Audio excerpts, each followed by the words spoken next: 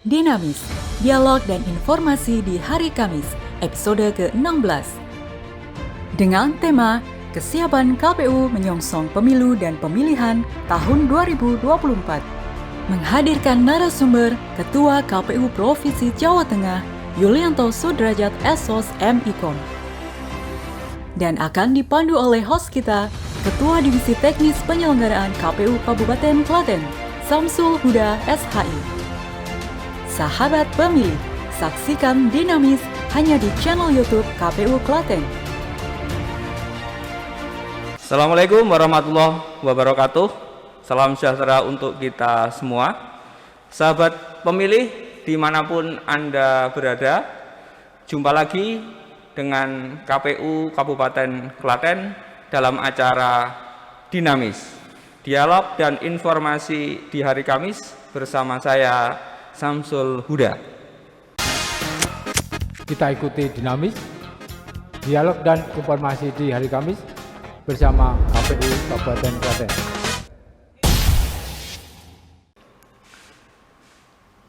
Sahabat pemilih dimanapun Anda berada, Dinamis episode kali ini sangat luar biasa.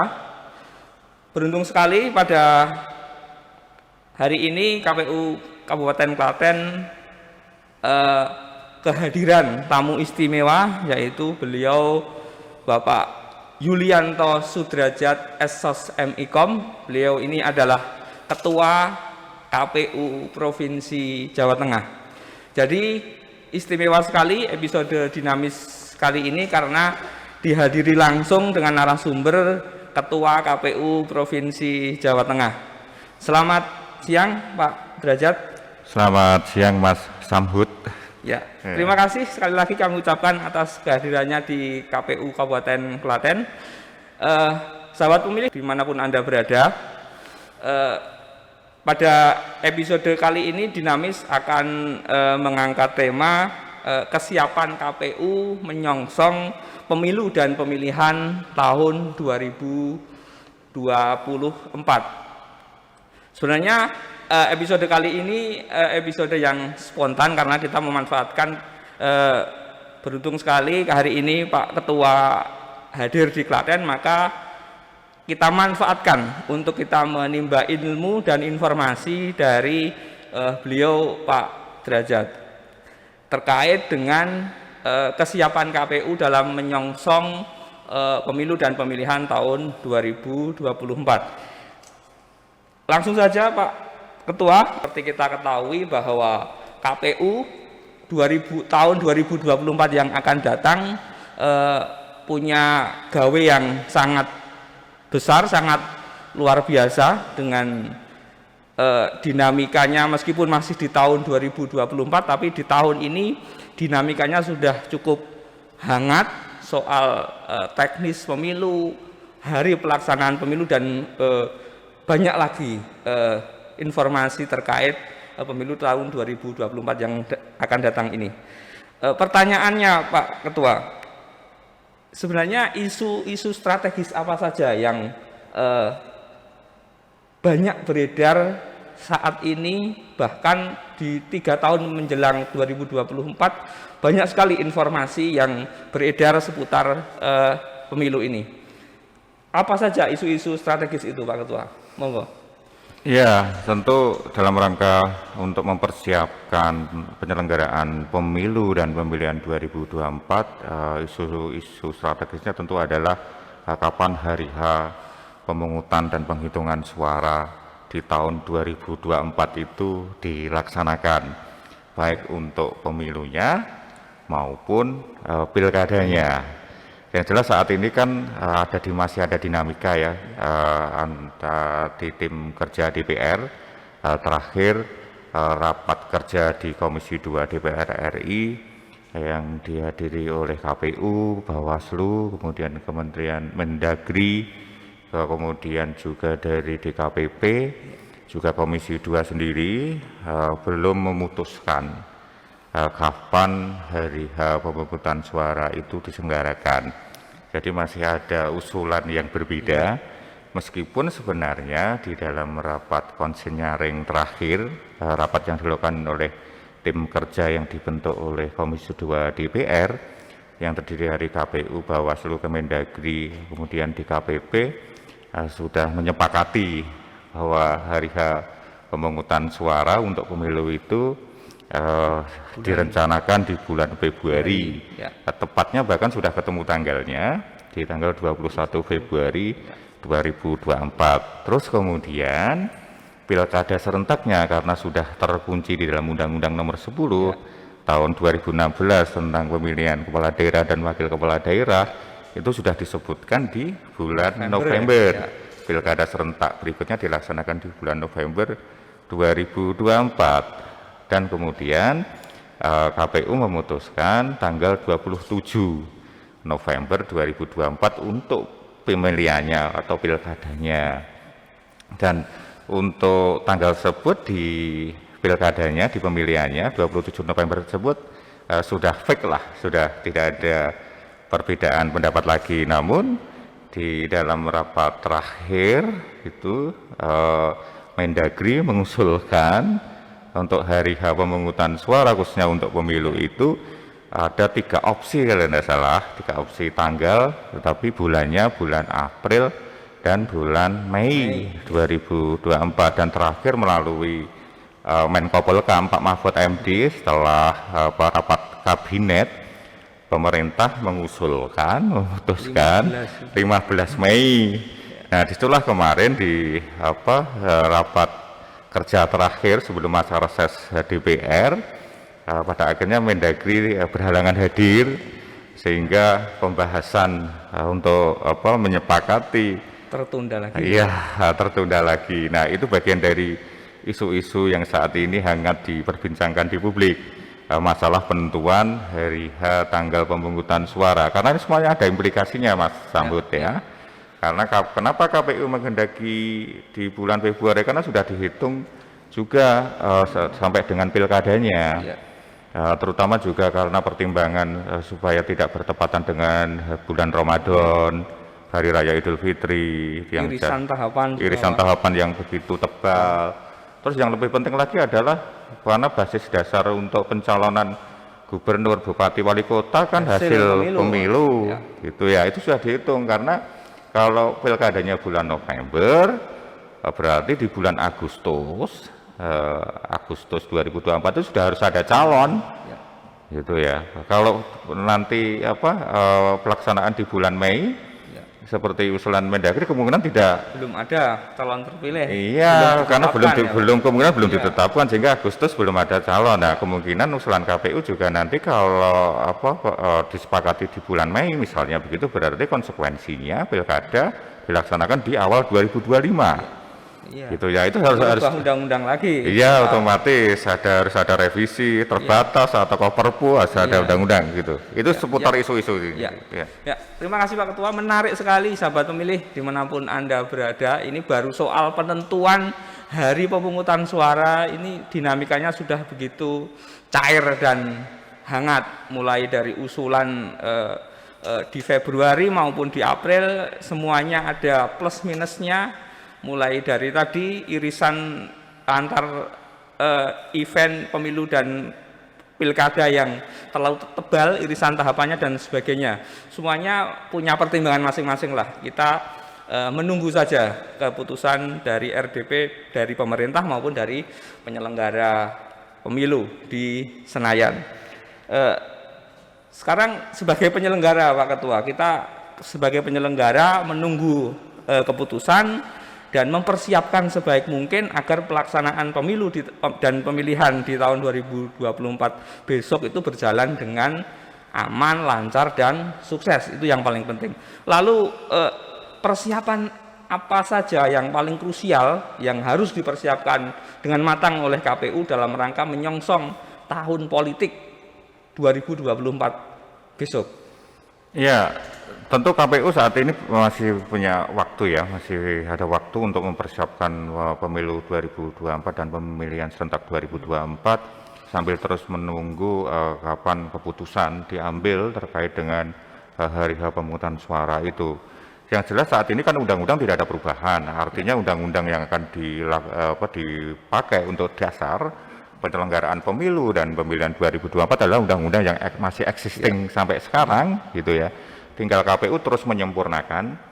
Tentu start awal yang dilakukan KPU adalah menyusun regulasi-regulasi turunannya lagi untuk menyempurnakan PKPU yang dulu juga sudah ada PKPU-nya untuk turunan dari Undang-Undang Nomor 7 tahun 2017 itu.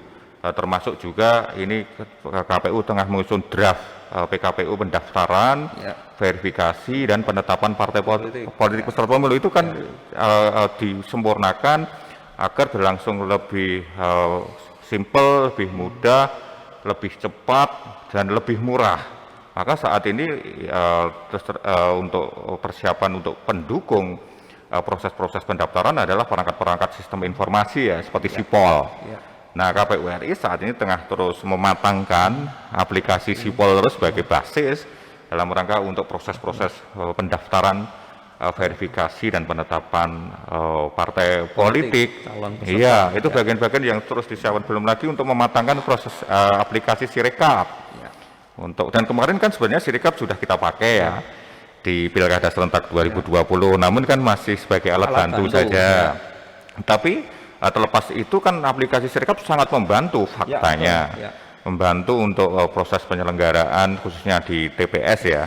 Dan kemudian C Plano juga itu bagian dari upaya penyederhanaan proses-proses pemungutan suara di TPS agar beban penyelenggara pemilu di tingkatan TPS, KPPS itu juga lebih ringan. Iya, tidak itu terlalu berat gitu ya Pak. Itu terus kemudian juga KPU terus melaksanakan bimbingan teknis ya. Bimbingan teknis untuk bagaimana agar proses sumber daya SDM-nya KPU menyongsong pemilu 2024 dan pemilihannya itu lebih siap gitu ya, infrastrukturnya dipersiapkan sedemikian rupa gitu, SDM-nya juga terus kita latih melalui bimbingan teknis berjenjang dari KPU provinsi sampai dengan kabupaten kota. Itu yang terus dimatangkan dan dilakukan oleh KPU guna mempersiapkan hajatan besar ini ya di 2024 karena di situ ada pemilu,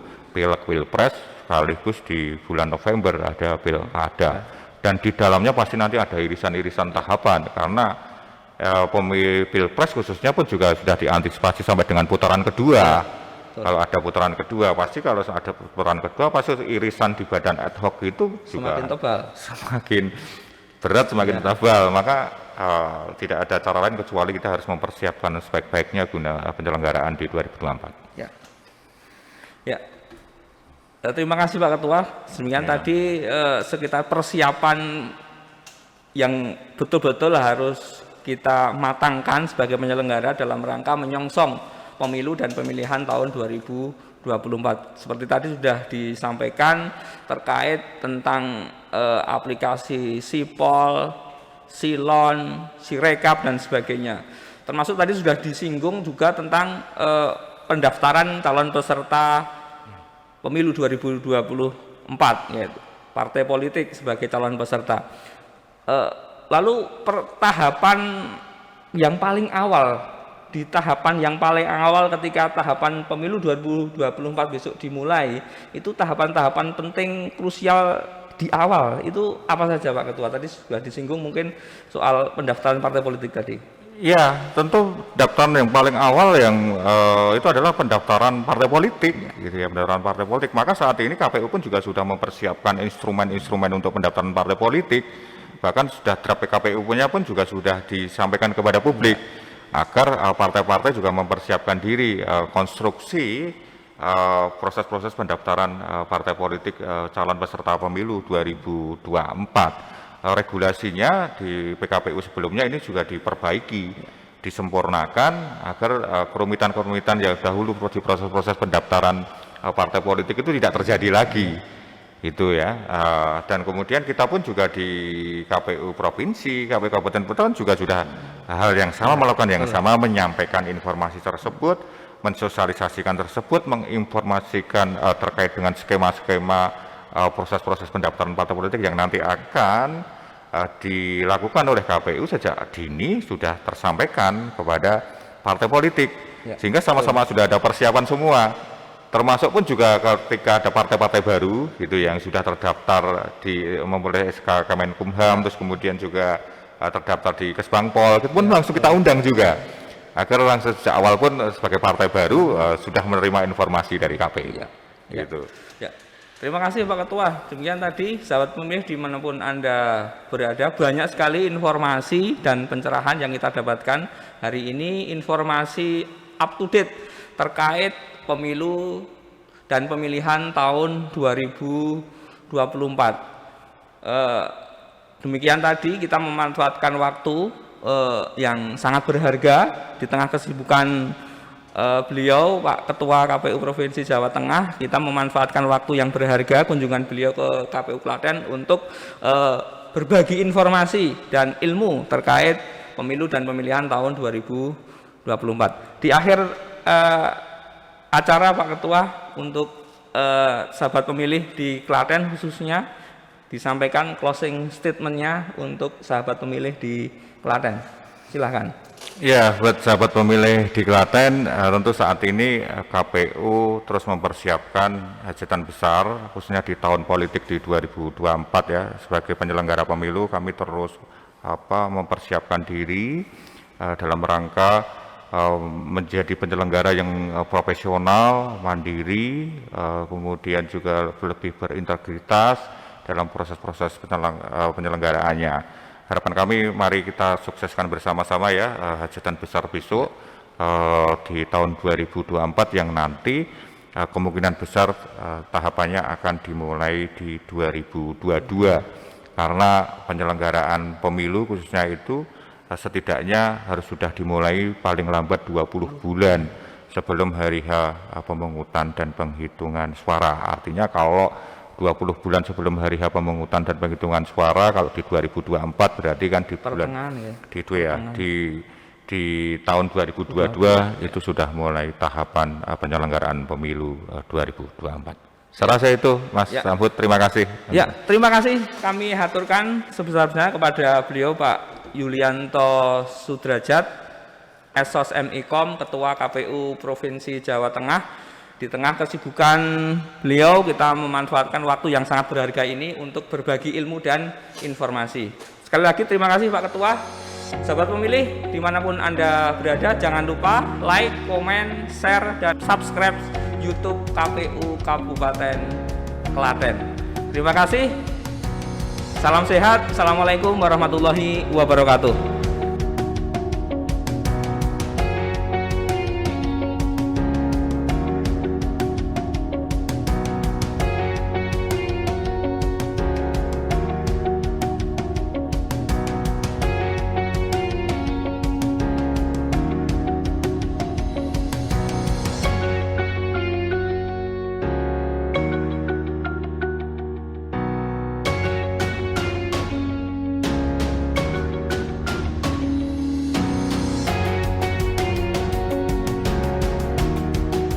Sahabat pemilih, saksikan Dinamis di channel YouTube KPU Klaten.